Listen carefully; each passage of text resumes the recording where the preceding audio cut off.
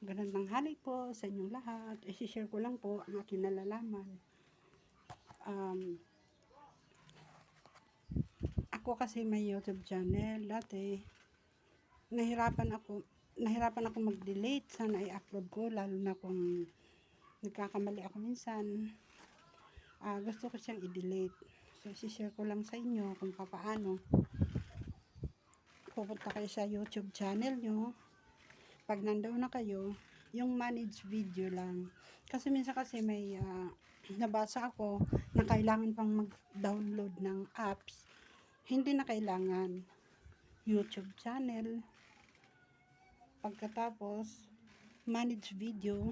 Tapos hahanapin nyo na kung saan doon ang inyong gustong i-relate na namali nyo ng pag-upload. Makikita na ninyo doon. I-press nyo lang pababa. Makikita nyo doon ng delete. Sige, yan lang po.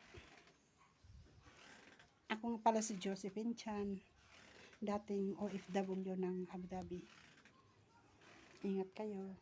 God bless you.